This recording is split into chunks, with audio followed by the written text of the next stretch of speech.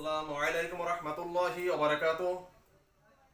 Technical learning coaching সেন্টারের পক্ষ থেকে তথ্য ও যোগাযোগ প্রযুক্তি অনলাইন ক্লাসে তোমাদের স্বাগতম। প্রিয় শিক্ষার্থী বন্ধুরা, তোমরা কেমন আছো? আশা করি এই মহামারীর সময় তোমরা ঘরে আছো, সুস্থ আছো এবং কি ভালো আছো। প্রিয় শিক্ষার্থী বন্ধুরা, গত ক্লাসে আমরা তথ্য ও যোগাযোগ প্রযুক্তি বইয়ের তৃতীয় অধ্যায়ের সংখ্যা পদ্ধতি ইতিহাস সম্পর্কে আলোচনা করছিলাম। আজকে আমরা সংখ্যা পদ্ধতির রূপান্তর কি, সংখ্যা পদ্ধতি কিভাবে রূপান্তর করে সে সম্পর্কে আলোচনা করব। আজকে আমরা ডেসিমেল বা দশমিক সংখ্যা পদ্ধতি থেকে কোন কোন সংখ্যা পদ্ধতিতে যাওয়া যায় এবং এটা কিভাবে রূপান্তর করে এ সম্পর্কে আলোচনা করব। ডেসিমেল বা দশমিক সংখ্যা পদ্ধতি একই জিনিস। ডেসিমেল বা দশমিক সংখ্যা পদ্ধতি থেকে বাইনারি, অক্টাল এবং হেক্সাডেসিমেল সংখ্যা পদ্ধতিতে রূপান্তর করা যায়। প্রিয় শিক্ষার্থী বন্ধুরা, চলো তাহলে আজ ডেসিমেল থেকে বাইনারি সংখ্যা পদ্ধতি সম্পর্কে আলোচনা করি, কিভাবে এটা রূপান্তর করা যায়। যে কোনো দশমিক সংখ্যা, আমরা জানি যে ডেসিমেল সংখ্যা পদ্ধতির সর্বোচ্চ মান হয়েছে আমাদের 9 এবং সর্বনিম্ন মান হয়েছে আমাদের কি 0। তা আমরা যে কোনো অঙ্ক যদি আমরা গণনা করতে যাই, রূপান্তর করতে যাই, তাহলে ডেসিমেলের অবশ্যই সেটাকে 9 এবং 0 এর মধ্যে থাকতে হবে। এই ক্ষেত্রে আমরা দেখি, যেমন আমরা কি 29 একটি কি ডেসিমেল সংখ্যা, একে আমরা রূপান্তর করব বাইনারিতে। তাহলে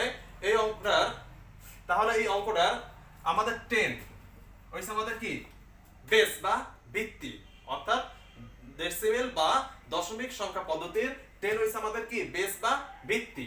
এখান থেকে আমরা রূপান্তর করব কোথায়? বাইনারিতে। আবার বাইনারির বেস বা ভিত্তি হইছে কত? 2। আমরা গত ক্লাসে বলছিলাম যে যে সংখ্যা পদ্ধতিতে 10টি অঙ্ক বা ডিজিট ব্যবহার করা হয় তাকে ডেসিমেল বা দশমিক সংখ্যা পদ্ধতি বলে। এই 10টি অঙ্ক বা ডিজিট ব্যবহার করা হয় বিদায় আমাদের ডেসিমেল বা দশমিক সংখ্যা পদ্ধতির বেস বা ভিত্তি হচ্ছে কত? আমাদের 10। আবার ওই ক্লাসে আমরা আলোচনা করা হয়েছিল যে সংখ্যা পদ্ধতিতে 2টি অঙ্ক বা ডিজিট ব্যবহার করা হয় তাকে বাইনারি সংখ্যা পদ্ধতি বলে। তাহলে সেই বাইনারি সংখ্যা পদ্ধতির অঙ্ক বা ডিজিট ছিল যে 0 এবং কি 1, তাহলে তার সর্বোচ্চ মান ছিল 1 এবং সর্বনিম্ন মান ছিল কি আমাদের 0। প্রিয় শিক্ষার্থী বন্ধুরা, যেহেতু বাইনারি সংখ্যা পদ্ধতিতে 2টি অঙ্ক বা ডিজিট ব্যবহার করা হতো, এই বিধায় এর বেস বা ভিত্তি হইছে আমাদের কত? 2। তাহলে যে কোনো সংখ্যা পদ্ধতি ডেসিমেল থেকে বাইনারিতে রূপান্তরের ক্ষেত্রে 2টি নিয়ম ফলো করে। একটা হচ্ছে পূর্ণ সংখ্যা আর একটা হচ্ছে কি ভগ্নাংশ। পূর্ণ সংখ্যার জন্য ডেসিমেল সংখ্যাকে যে সংখ্যা তুমি রূপান্তর করবা তার বেস বা ভিত দ্বারা বারবার কি ভাগ করতে হবে যতক্ষণ পর্যন্ত ভাগশেষ 0 না আসে। এবং ভগ্নাংশের জন্য যে সংখ্যায় তুমি রূপান্তর করবা ওই সংখ্যায় দ্বারা বারবার গুণ করতে হবে। তাহলে আমরা সর্বপ্রথম 23, এটা একটি ডেসিমেল সংখ্যা পদ্ধতির পূর্ণ সংখ্যা। এটা কিভাবে রূপান্তর করে চলো দেখে আসি। 23 আমরা যেন বলছিলাম কত দিয়ে ভাগ দেব? আমরা 2 দিয়া। তাহলে 2 দিয়ে যখন আমরা ভাগ দেব তখন কতবার যায় সেটা দেখতে হবে। যদি আমরা 12 দিই তাহলে আমাদের 24 আসবে। যদি আমরা 11 দিই তাহলে 11 অর্থাৎ কি 11 কে যদি 2 দিয়ে ভাগ গুণ দিই তাহলে 11 দোকানে কত? 22, তাহলে 11 হবে। যেহেতু 11 দোকানে 22 হয়, আমাদের আছে কত? 23, এখানে 1 থাকবে। আবার 11 কে আমরা যদি 2 দিয়ে ভাগ দেই তাহলে আসবে আমাদের 5।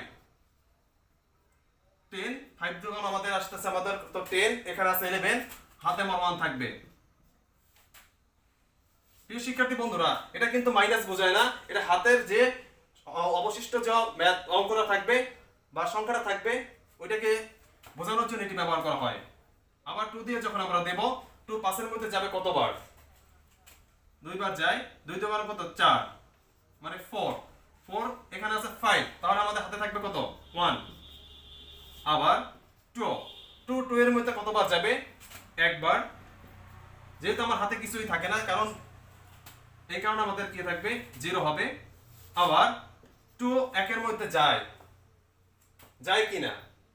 যদি না যায়, আমরা এখানে দেখতেছি কি 2 আমাদের বড় আর 1 আমাদের কি ছোট। এই ক্ষেত্রে আমরা এখানে জিরো লিখবো এবং এই পাশে যে ওয়ানটা, এই ওয়ানটা আমরা এই পাশে নিয়ে আসবো। এবং এটা যেহেতু আমাদের পূর্ণ সংখ্যা, এই ক্ষেত্রে আমরা গণনা করার জন্য, অ্যান্সার লেখার জন্য নিচ থেকে উপর দিকে গণনা করব। নিচে আমরা লিখবো এমএসবি এবং এলএসবি। এমএসবি আর এলএসবি, তাহলে আমরা নিচ থেকে উপর দিকে গণনা করব, তাহলে আমাদের অ্যান্সার আসবে 23 10 1 0 111 2 বেস। এখানে 1 0 1 1 1 এভাবে অ্যান্সার হবে। কিন্তু আমরা কিন্তু এই জিরো ধরবো না অ্যান্সারের সময়, আমরা অ্যান্সার লেখার সময় শুধু এই পাঁচটা গণনা করব এবং নিচ থেকে উপর দিয়ে গণনা করব। যেহেতু আমাদের কি এমএসবি মোস্ট সিগনিফিকেন্ট বিট এবং কি লস সিগনিফিকেন্ট বিট আসবে এখানে। যেহেতু সবচেয়ে বেশি গুরুত্বপূর্ণ অঙ্ক হইছে আমাদের 1 আর সবচেয়ে কম গুরুত্বপূর্ণ অঙ্ক হইছে আমাদের কি শেষের যে ওয়ানটা ব্যবহার করা হয়েছে। তাহলে আমরা অ্যান্সারে লিখব 1 0 1 1 1।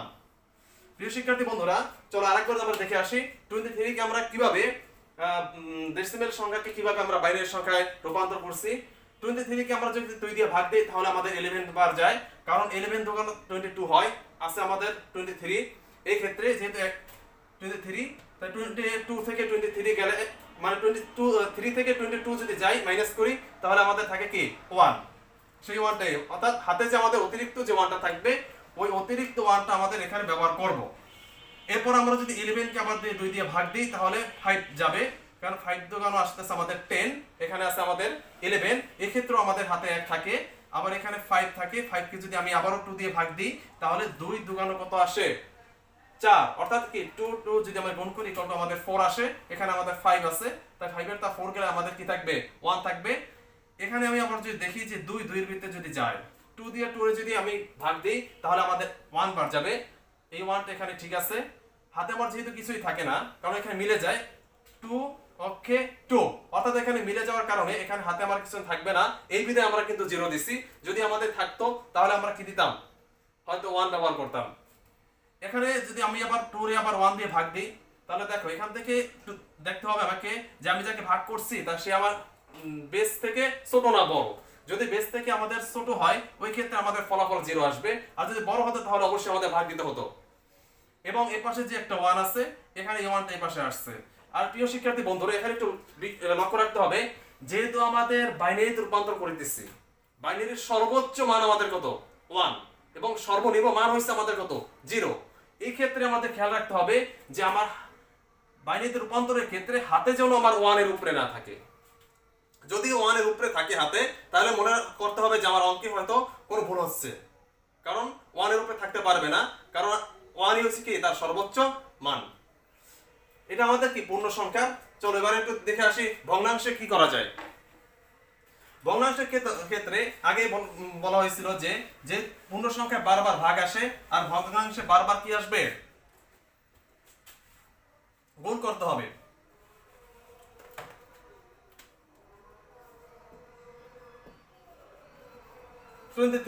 এটা একটি ভগ্নাংশ, এটাকে আমরা কি করব, ভাগ করব।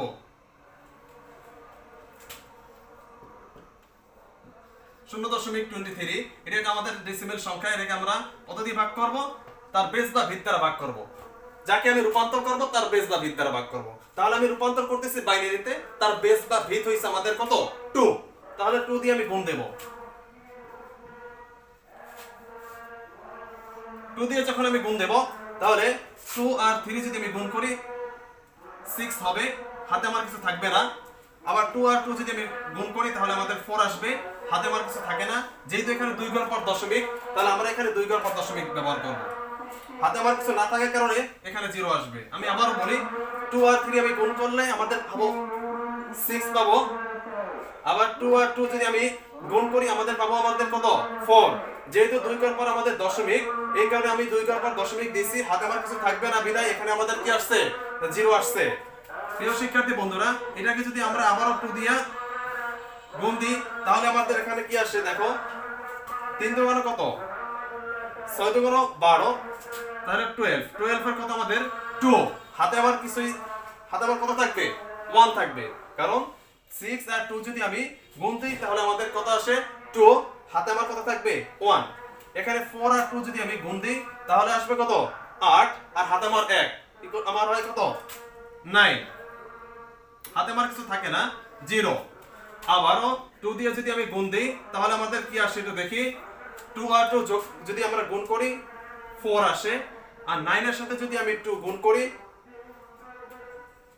18 আসবে। তাহলে 8, হাতে আমার কত থাকবে 1।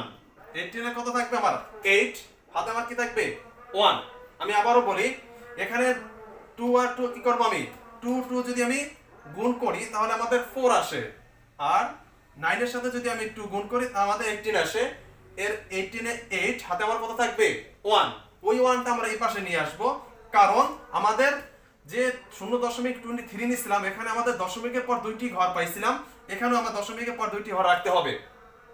এরপরে আবারও যদি দিই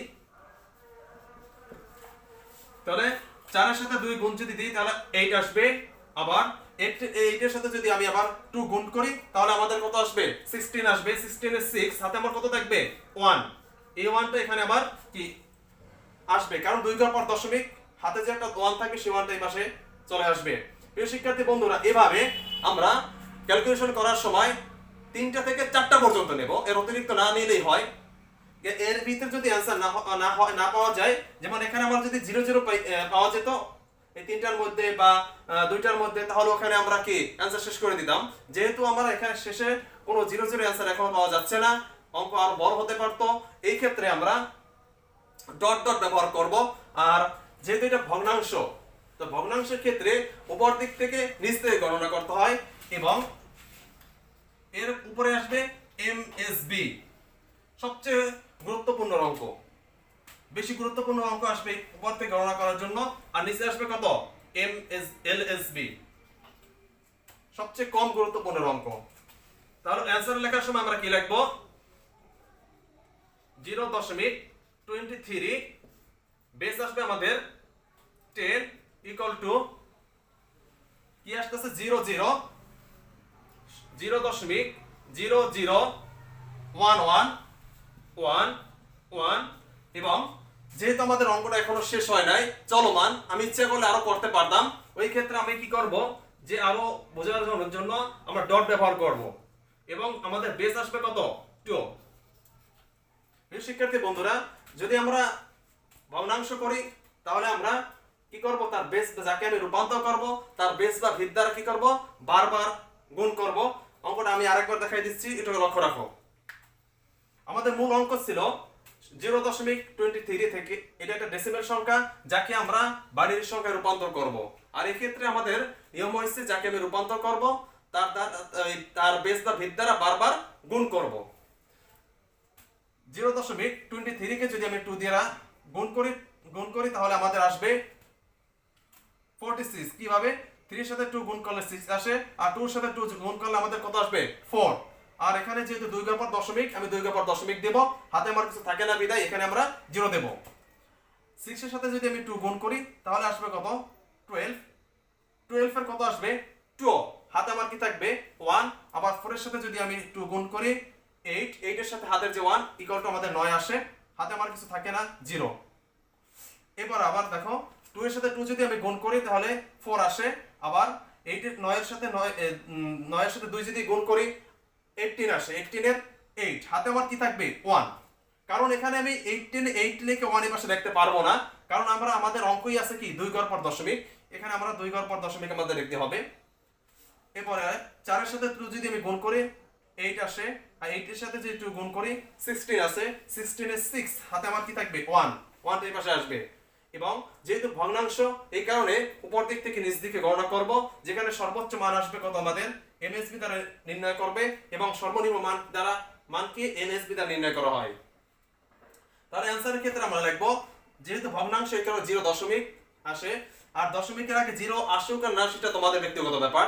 তাহলে এখানে কি 0.00 গণনা করলাম, তারপর 11 যেহেতু আমাদের অঙ্ক শেষ হয় নাই এই কারণে আমরা ডট ব্যবহার করছি। ডট যেহেতু আমি ইচ্ছা করলে তুমি অঙ্ক আরো বড় করতে পারতা, আরো এখানে 3টার জায়গায় শেষ করে দিতে পারতা, বা 4টা বা 5টার জায়গায় শেষ করে দিতে পারো, এটা তোমাদের ব্যক্তিগত ব্যাপার। প্রিয় শিক্ষার্থী বন্ধুরা, আজ এ পর্যন্তই। সামনে ক্লাসে আমরা ডেসিমিল থেকে অক্টাল সংখ্যা পদ্ধতির রূপান্তর কিভাবে করে এ সম্পর্কে আলোচনা করব। তোমরা ভালো থাকবে, সুস্থ থাকবে এবং ঘরে বাইরে গেলে এই মহামারীর সময় অবশ্যই মাস্ক ব্যবহার করবে। আসসালামু আলাইকুম ওয়া রাহমাতুল্লাহি ওয়া বারাকাতুহু।